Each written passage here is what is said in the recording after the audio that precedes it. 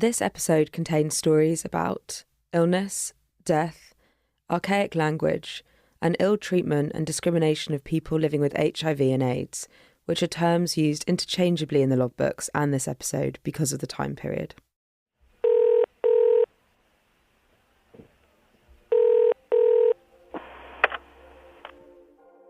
This is a logbook entry from July the 6th, 1985 at 2:50. Sunday Express reporter called to say that he was working on a story about a phone call threatening that an AIDS sufferer would inject his blood into food in a Safeway supermarket. Said police were taking the threat seriously. This is a logbook entry from January the 24th, 1987. The volunteer who took the call was Neil. 2 a.m. Vauxhall Tavern raided by police. Some 20 to 30, some in plain clothes, some wearing rubber gloves. No apparent reason for raid, several arrests. 2 callers phoned on behalf of friends by 3 a.m. 4:40 a.m, 12 reported arrested, most released.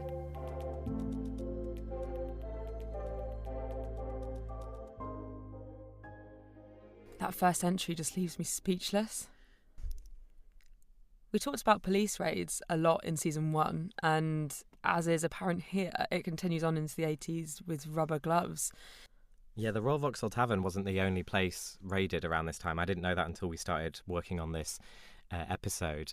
And surgical gloves especially were a police tactic used in the USA and the UK. It just feels really bizarre to imagine the police wearing gloves like that, to think, were they fueled by ignorance about how HIV was transmitted, or was it an actual intention to insult?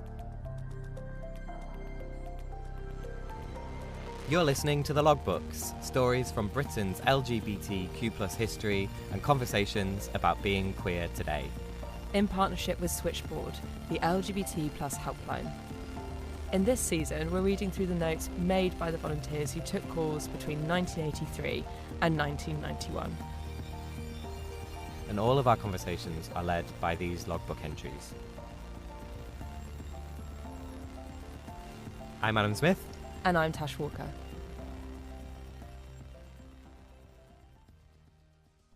Episode 3, Damage Caused.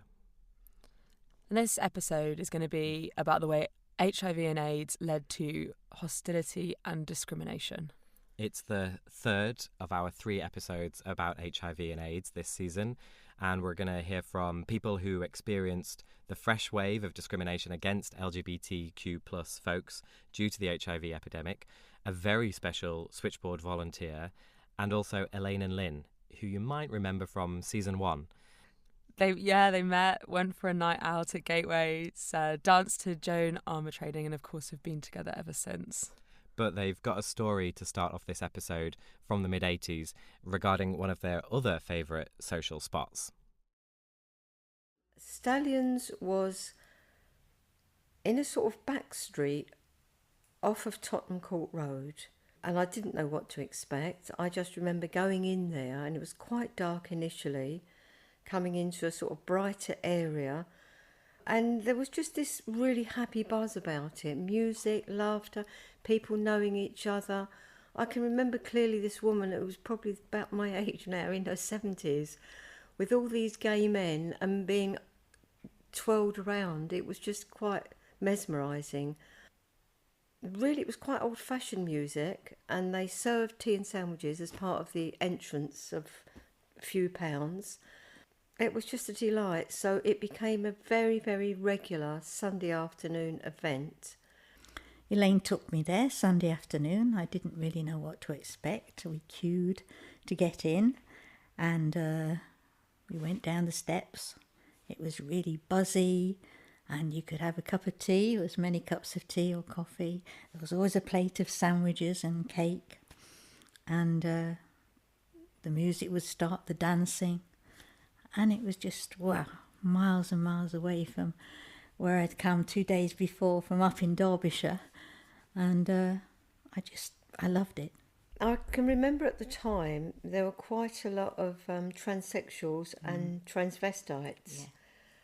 And when I I didn't really understand how things worked in those days, but obviously I think there were probably quite a lot of couples where the woman was a heterosexual and the husband had transitioned, and that was quite common.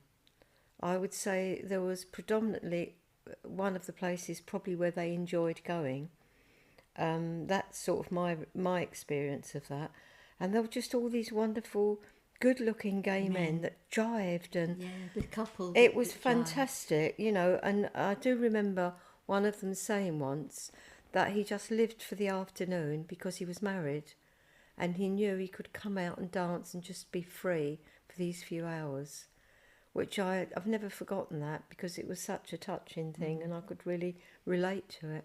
Could have stayed there all night, but unfortunately we had to leave probably about 7 o'clock, and then I would drive back up to Derbyshire for work the next morning. One weekend I came down to London and we were going to Stallions, and we queued up to get in, and then they said, no, it's closed.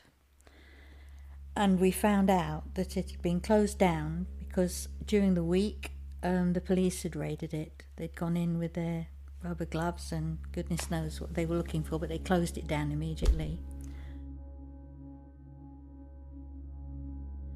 And so that was a sad time. There were a couple of other venues, and I think that also probably happened to the one in Leytonstone. So there was a darkening of the atmosphere, I think, for gay people. I just remember the whole thing going underground and it being very different.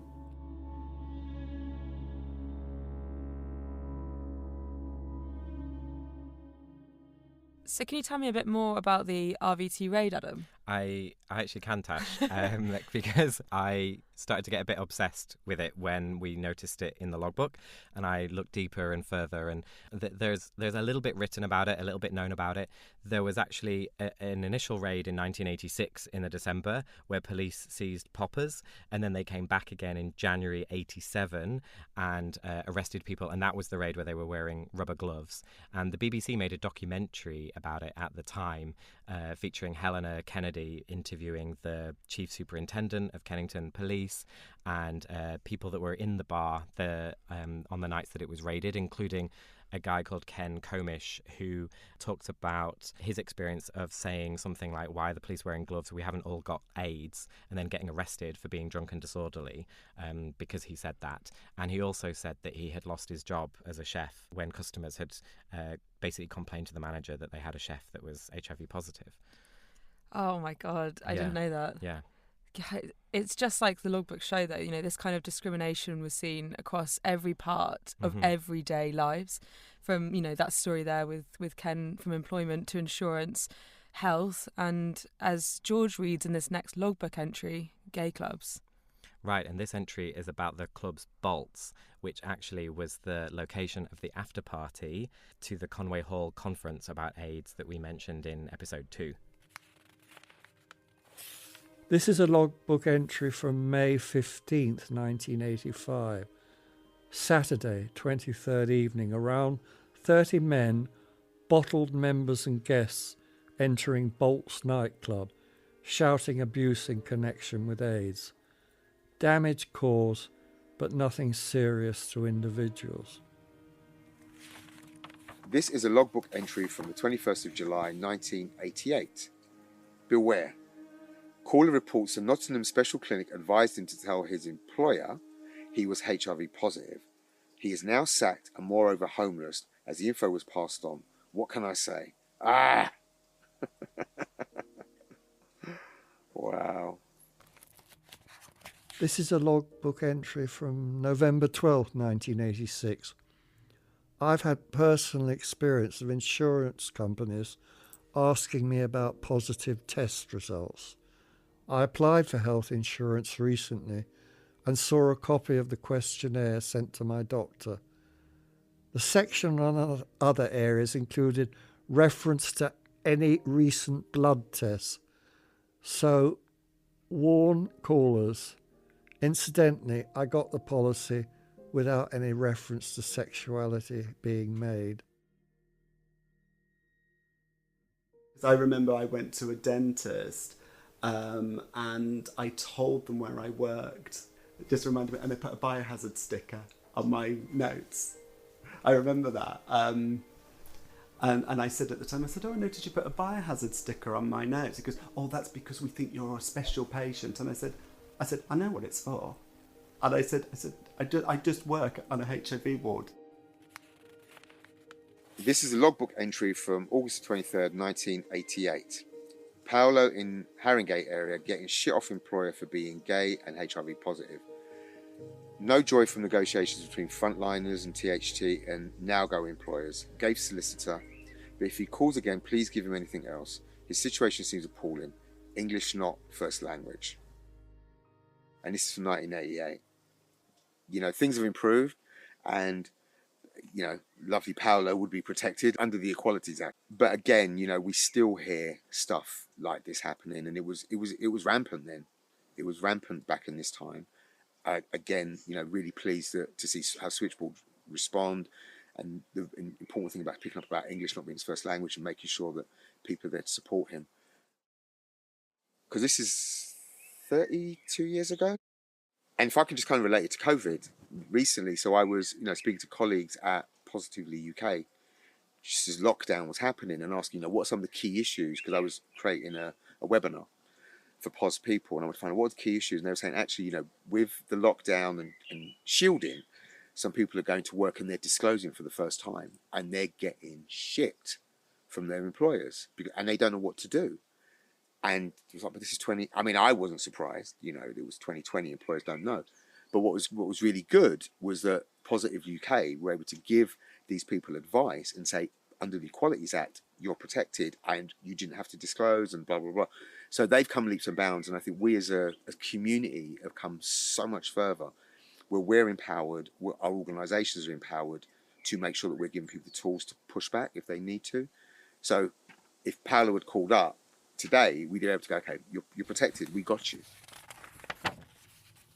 This is a logbook entry from April 27th, 1987. Re Burlington Health Club. Caller claims that staff made remarks about his race. He says they inquired about his age and his right of residence in the UK.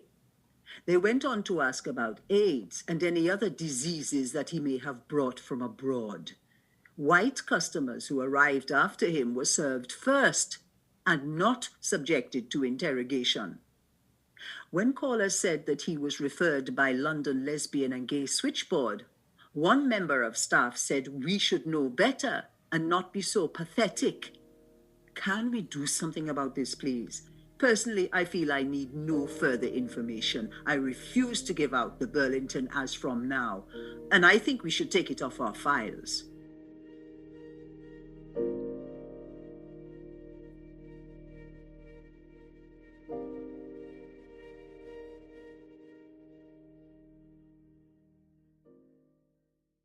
There is so much hostility and discrimination going on in this period. Tash, do we even want to know how the media was covering it?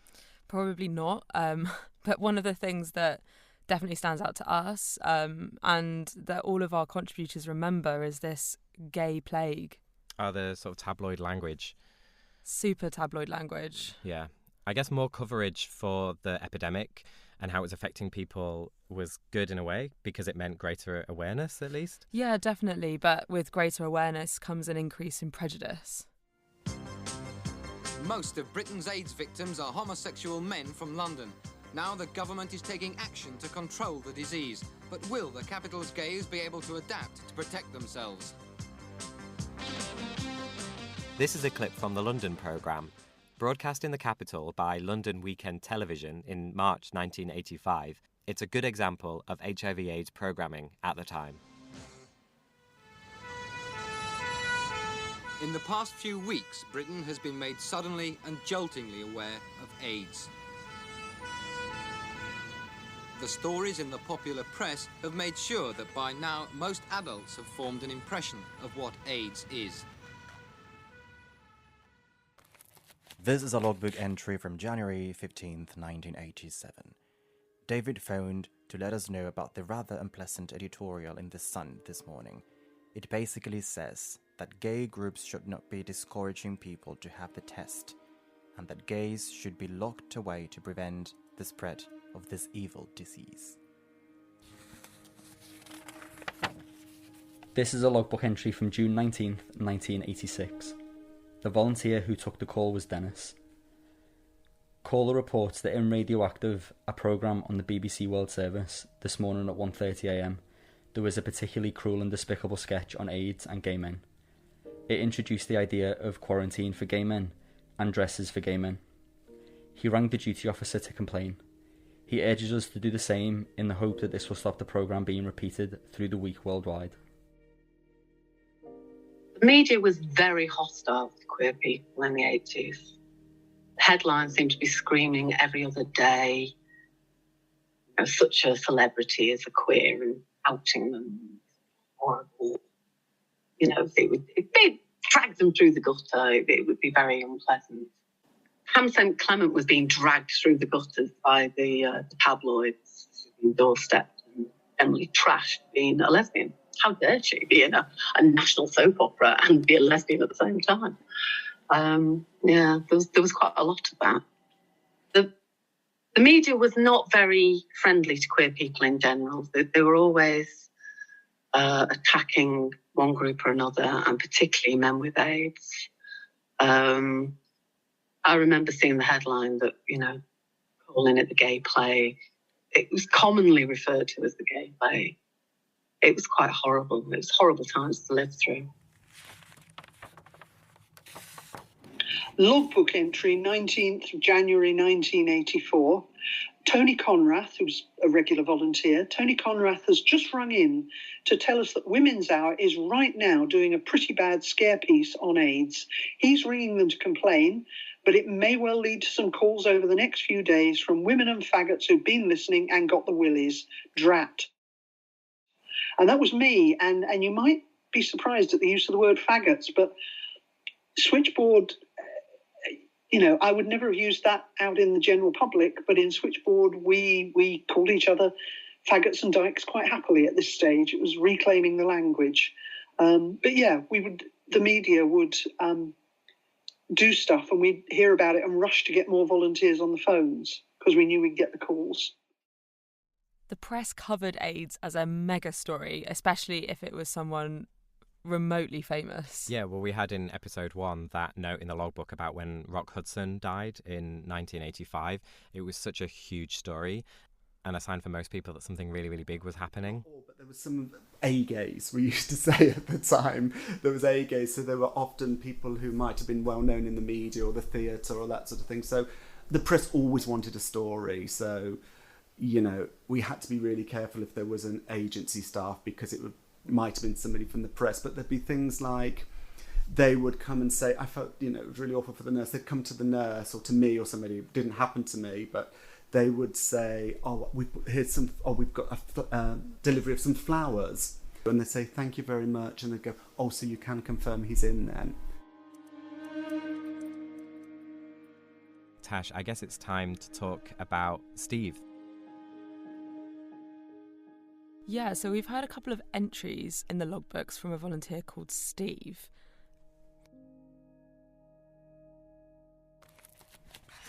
Logbook entry 3rd of February 1987. The one thing I really want to do right now, I can't. That's to talk to other antibody positive people at Switchboard. The reason I can't is that I don't know who you are. Hope to hear from you soon. Love. Sorry, no name yet.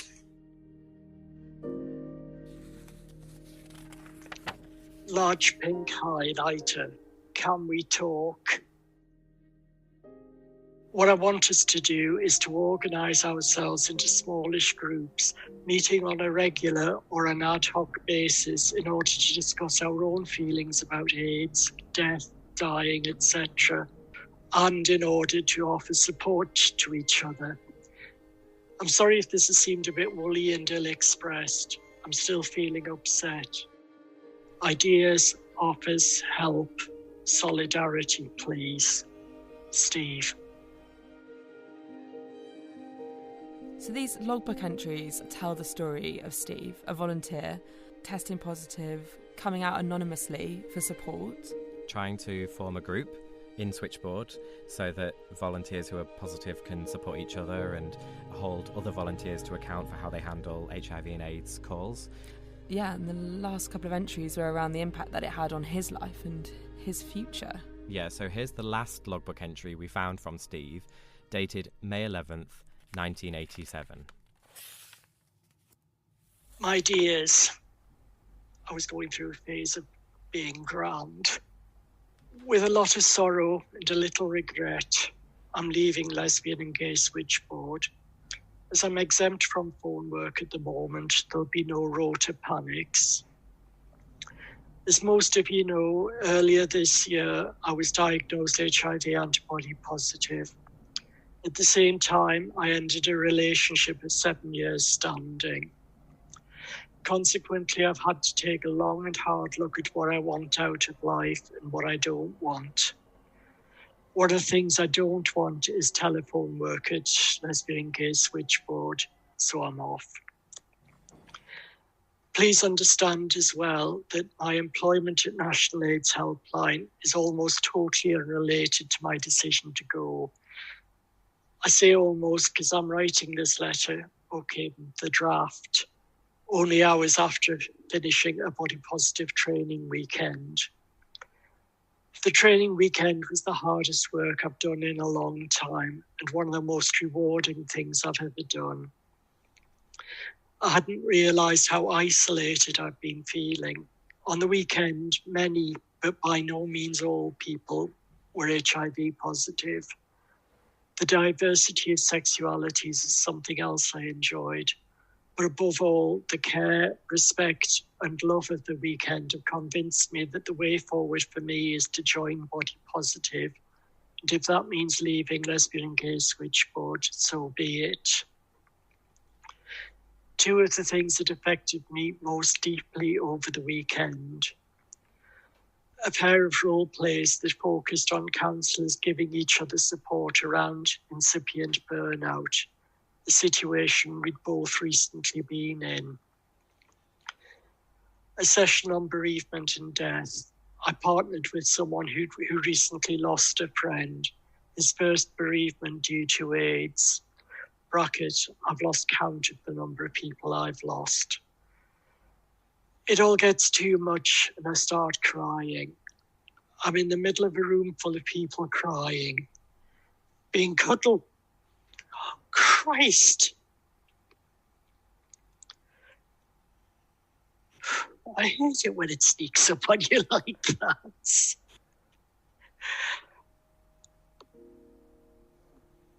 The reason that got to me is...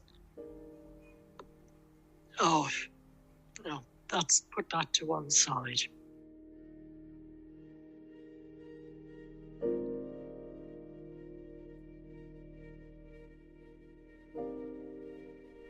Okay, we're just going to come in here, because it's quite hard to hear someone breaking up during a logbook reading.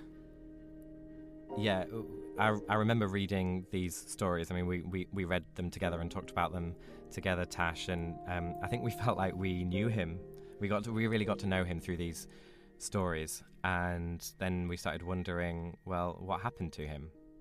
I just assumed that he would be gone. Yeah, I remember thinking about that too. But then after a bit of rooting around, a couple of calls, we found him in rural Wales, living alone. We really wanted to visit, to meet Steve in person and, of course, to interview him. But then COVID happened. But thankfully, we still got to talk to him and hear his voice on a phone call. Now, Steve Craftman is going to finish his own logbook entry, his last at Switchboard, and then tell us more of his story. Bereavement and death. I partnered with someone who'd recently lost a friend, his first bereavement due to AIDS. I've lost count of the people I've lost. It all gets too much and I start crying. I'm lying in the middle of a room full of people crying, being cuddled by a man I've only just met, knowing it's all right to do that while the workshop carries on around me. Later, I realised that most of us did just the same. So it's definitely a move forward for me, although it hurts to go. You've been at Lesbian and Gay Switchboard nearly 8 years, Steve. What do you expect? See you around. With love, Steve.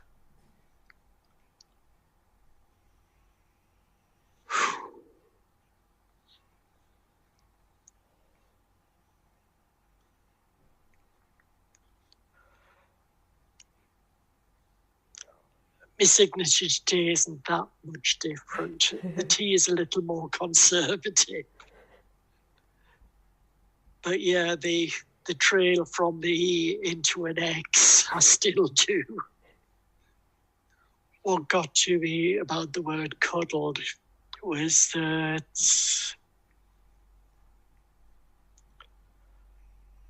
I don't know if it's physical intimacy. I can accept the fact that I won't meet Mr. Right for a third time. But Jesus, do I miss a cuddle?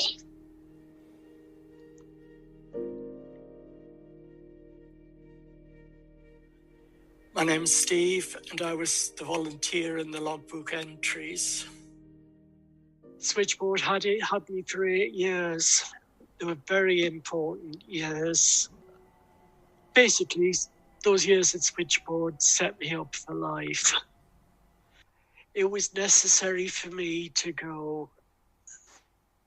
HIV narrowed my focus down to HIV and how everything branches off that. A person only has so much energy, and I needed to focus my energy into people living with HIV rather than the whole massive callers to Switchboard.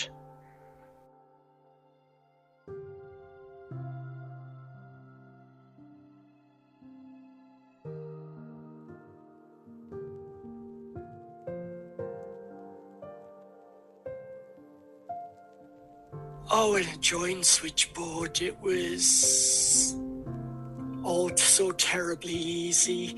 People would phone up, we'd reassure them, we'd pack them off to the local gay group or the local gay bar as appropriate, or we'd help them find accommodation.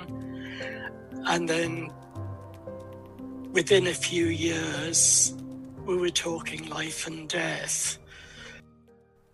I came out in August of 76, early hours of August the 6th to be precise. I define coming out as the first time I told somebody face to face.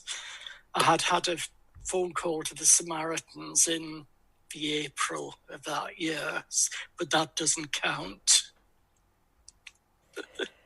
I used to live in Birmingham. I went there for university, did the first year, failed the first year, decided I shouldn't have gone to university in the first place, but I had the offer of a resit and I decided being a student was better than being on the dole, even if, just show your face at the occasional lecture. That gave me the time to get involved in gay politics. First group I went to in Birmingham was Gay Liberation Front, which had another year or so to run at that point. And I got involved with Gay Switchboard West Midlands.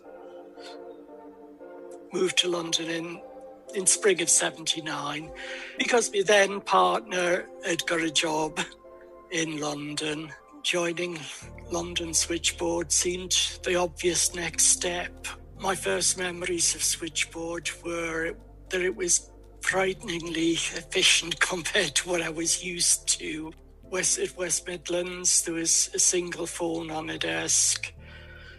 At London, 3 phones along a single desk that ran the length of the room.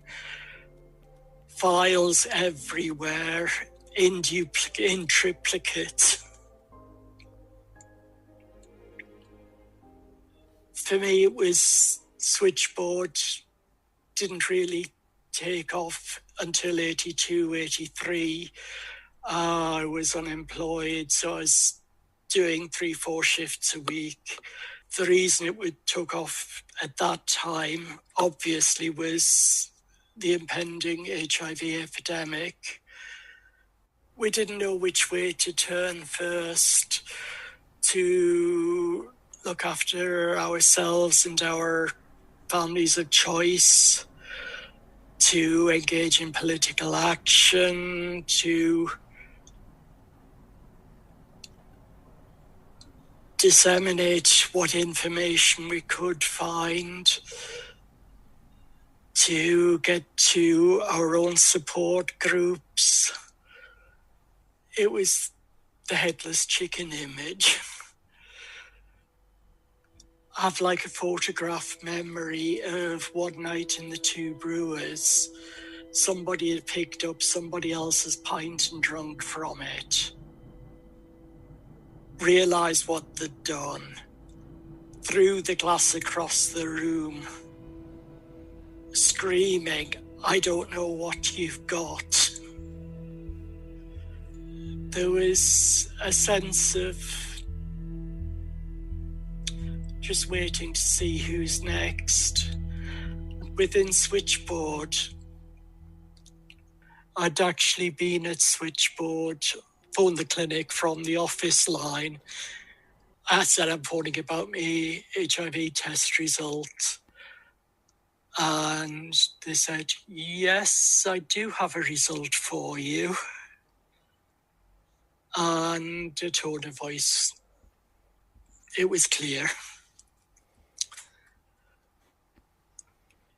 At the beginning of 87, I knew there were at least a couple of other people with HIV there. I didn't know who. Years previously, we'd lost a volunteer to hepatitis, and it was almost as though he'd never been a member. He was just, oh, he's dead. Anyway, what we need to do at the next coordinating committee is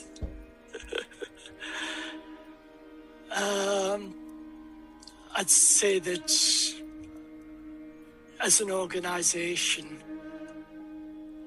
we tried to deal with it while simultaneously being in denial about it. After testing positive myself, I wanted to form a confidential group of other positive Switchboard volunteers to share our experiences and talk about how we could use them to improve our service. Logbook entry, 3rd of February 1987. The one thing I really want to do right now, I can't. That's to talk to other antibody-positive people at Switchboard. The reason I can't is that I don't know who you are. Hope to hear from you soon. Love. Sorry, no name yet. Looking between the lines, what I was doing there was, this has happened in my life. I know statistics say that I'm not the only one this is happening to. We're stronger together. I had messages from a couple of people, from a couple of POS people. The one that always perplexed me was somebody said I'd been brave for writing that. And I thought, how can you use that word? I didn't put my name to it. A few of us at least made touch in the spring of 87. And then I often left it in the maze, so I don't know what happened after that. As you can see in the logbooks, as I become more certain of who I am sexually, these days I go out of my way to describe myself as queer. It's sort of tick the other box and write it in if necessary. Yes, it was a complicated time in my life, and I think working for Switchboard is probably the most worthwhile thing I've done in my life. That sounds horribly schmaltzy. It was within Switchboard I had the space to explore. Basically, I had the space to explore myself, while at the same time, oh, screw it, how to put it into words.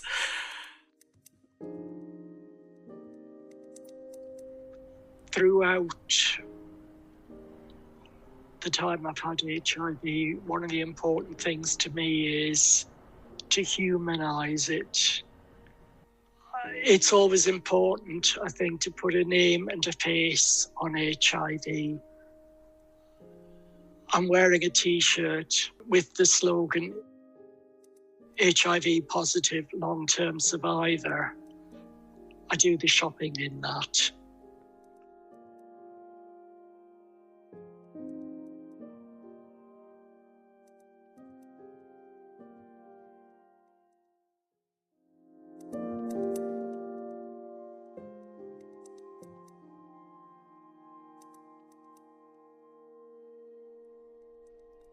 In these 3 episodes about HIV and AIDS in the logbooks, we've covered 1983 to 1991. And we still get calls on this today. So we wanted to speak to a young man diagnosed more recently and living with HIV. It's the kind of day that you don't ever forget. I'm Hunter. I was born in 1992 and I'm originally from West Hampstead. I was in my first year at Bristol University and I was 20 years old at the time. I went down to the Bristol University swimming pool. I remember that day I swam more length than I'd ever swam before, just because I just felt like having a real kind of long swim that morning. And by the time I got back to the changing room to get out of my trunks, I checked my phone and I had 6 missed calls from an unknown number. I went in. I was ushered through the waiting room extremely quickly as soon as I went up to the desk. I guess what happens next after that is a bit of a blur, really. But the doctor was a man, and he just said, "I'm very sorry to tell you, but you have HIV. You've tested positive for HIV." I remember just disbelief and anger, and I stood up out of my chair, and I felt like I was breathless. I couldn't breathe. I didn't know how to deal with that in any way. I didn't know anything about HIV. I thought he was giving me a death sentence. I don't think he'd ever diagnosed anyone with HIV before, so I think I just left that meeting thinking, you've just been given a death sentence and you're going to be dead in five years' time or so. It was in 2013, so 7 years ago or so, 6.5 years ago. All I was aware of was that AIDS was like a killer. Yeah, my ignorance was just absolutely astonishing. I was 20 years old at the time, so to a quiet place in the university and just cried until I eventually went for a walk around on the downs around Bristol. I tried to call my older brother first, but his phone was off, and then I called home, and my mum answered. I'd been kind of building up to this phone call for hours, basically, because I wasn't out to my family. They didn't know I was gay, and I knew it was going to be, I'd have to not only come out to them as gay, but also to come out to them as being HIV positive. My mum answered, and I just said, I've just been diagnosed with HIV. I just remember hearing her cry on the other end of the line, just this huge kind of, it was like a sort of song of death or something, this cry. And then I remember my dad coming to the phone, and I told him, and neither of them knew what to do or say, really. Likewise, I think their ignorance was great as mine. I lost my virginity and caught HIV at the same time. I'd grown up in a rural area of the north of England in Northumberland, where there was no other gay kids. Just on one night drunk shag out in Sydney, I caught HIV. It was obviously really, really unlucky. I guess being quite a fledgling gay, I definitely did have my little wings clipped a little bit by this HIV diagnosis. When I was diagnosed in 2013, I was not able to access medication. My CD4 count was over 500. 500 seems to be about the number where if you drop below that number, people seem to think, your immune system isn't functioning well enough and we should probably start putting you on medication. But obviously once you start medication, you can't ever stop it. You have to stay adherent to it. My clinician in Bristol was of the opinion that as I was at university, as I was young and as I was fit and healthy, there was no need to medicate me. I think that was one of the worst decisions that happened in my whole entire experience of treatment. It's an awful thing knowing that, having this sense of self-contamination and knowing that you're in fact infectious, and how can you ever expect to have a normal university experience or have a normal experience of someone in their early 20s when you can't really have sex, where the sight of your blood or the sight of your semen is in fact quite repulsive to you in some ways. I remember being confronted by those things. I blamed myself for being gay, for being HIV positive, and an orgasm, my semen was actually something that kind of petrified me. And I kind of thought that I don't see how anyone could look at me as someone that wasn't infectious and something to be afraid of. I remember dating this one guy, going to bed with him. We went round to his flat, and he was this really handsome kind of PhD guy at Bristol. I remember being really physically kind of attracted to him. I could feel that he had an erection underneath his jeans, and I just had a total panic attack and basically said, "I'm really sorry, I gotta go," and I just got my shirt on and walked out. And again, it was that same feeling of being in the room with the doctor and just feeling breathless panic.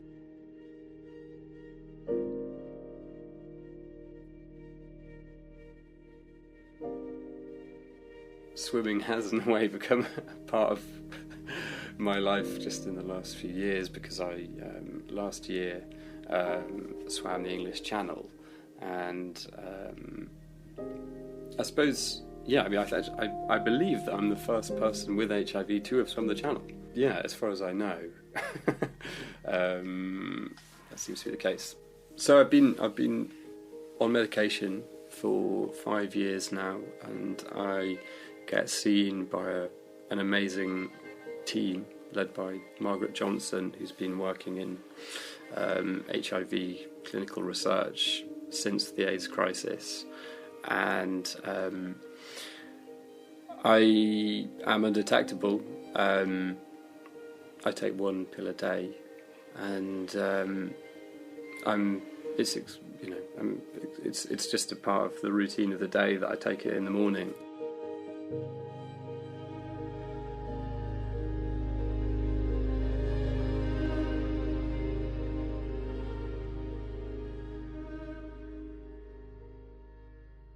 I've met gay men who were diagnosed in the 80s and 90s, and I went along actually on Dean Street, the clinic there, to the gay men's group. I did feel as a slight outsider within that group, I don't have that shared sense of, I guess, mortality. Or I mean, they really did live through it. They lost people, they lost friends. And actually, for me, born in 1992, just on the eve of combinational therapy, this isn't really a history that it's a history that I know of, but I lived through history. When you've had HIV for that long, you have so many kind of comorbidities coming into your life, and things that are both mental and physical you're dealing with. It was a place that I found to be quite a depressing place, and I think it's fun. I mean, look, I will always advocate for there should be a place, a safe place for gay HIV positive men. I think I have a greater sense of mortality, but also I think having gone through these crazy things that most normal people don't do, which is like writing like a list, thinking that they're going to die, going through these sort of circumstances, I think it has given me, yes, a huge sense of like appreciation for not just my health, but my friends and the people around me. So if we do eradicate it among men who have sex with men, then I wonder how I'll feeling quite kind of as one of these few people with this virus, and whether that will be quite an alienating place. At the moment, I take great treatment. My life isn't in any way affected by the virus. So I think that was a lonely thought that I had from when I was younger, was like, you're going to kind of be just quite alone in this. It's in Europe and in America, HIV rates seem to be going in the right direction. I mean, not necessarily among all groups. I mean, and that extends to different races and things as well. But I mean, I think it'll be interesting to see how things turn out, in years to come, and whether I'll be like a dinosaur, this guy like having HIV when no one else is like, yeah. So.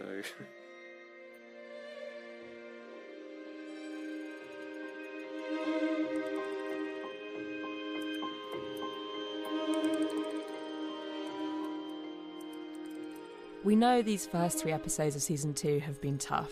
But we wanted to give the story of HIV/AIDS through the logbooks plenty of space and time, because it is such a big part of our history and our present. And although there were some moments of lightness, we know it's been a bit heavy. So in episode 4, we'd like to have some fun. The logbooks are filled with funny notes and crazy calls. So we're dedicating a whole episode to them. That's next. Yeah? Okay. Cool. Finished? Yeah.